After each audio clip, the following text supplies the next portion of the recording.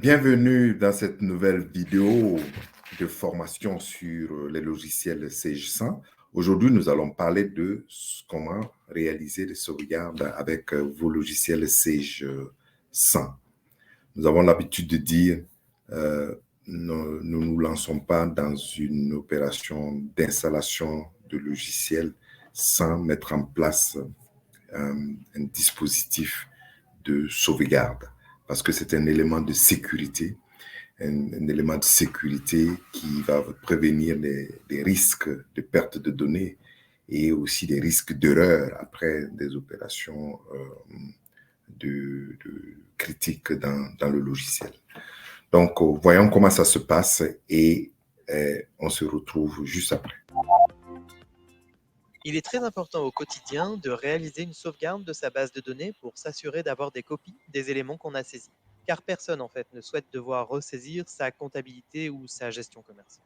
Et puis, il est primordial aussi de faire une sauvegarde avant d'utiliser des fonctions qui sont irréversibles. Par exemple, la clôture d'un exercice.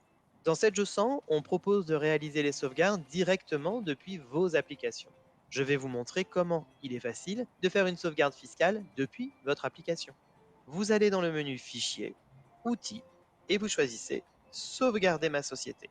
Un assistant s'ouvre devant vous et vous rappelle que toutes les données de la société, de toutes les applications confondues de votre ligne 100, seront sauvegardées. Cet assistant va générer une sauvegarde, qu'on appelle également un backup, de la société sur le serveur SQL.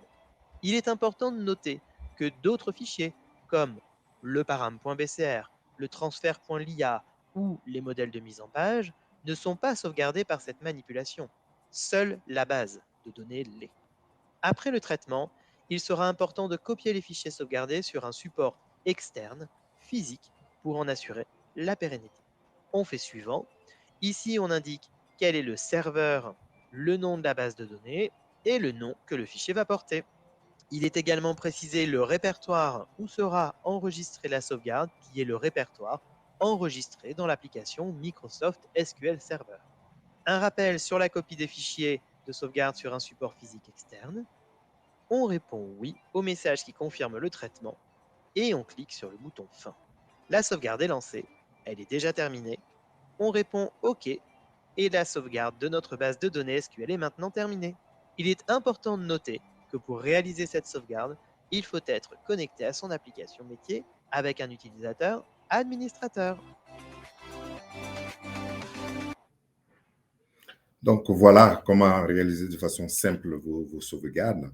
Et évidemment, vous pouvez vous rapprocher de nous pour définir cette stratégie de sauvegarde et être sûr que les données sont en sécurité. Nous avons des offres aujourd'hui qui permettent d'automatiser cette opération critique, soit sur un support installé physiquement chez vous, ou alors dans le cloud, où encore vous aurez plus de sécurité. Vous savez, la cybercriminalité aujourd'hui fait que de grandes entreprises se trouvent être sans données, tout simplement parce qu'ils ont été attaqués. Donc, si vous êtes attaqué, on va vous demander des rançons pour restaurer des données, etc., etc. Donc, pour prévenir tout cela, mettons en place une bonne stratégie de sauvegarde ensemble dans le cloud, ce qui fera que nous avons plus de sécurité et en cas de pépin, nous pouvons revenir en arrière. Merci et retrouvons-nous dans une autre vidéo de formation. À plus tard.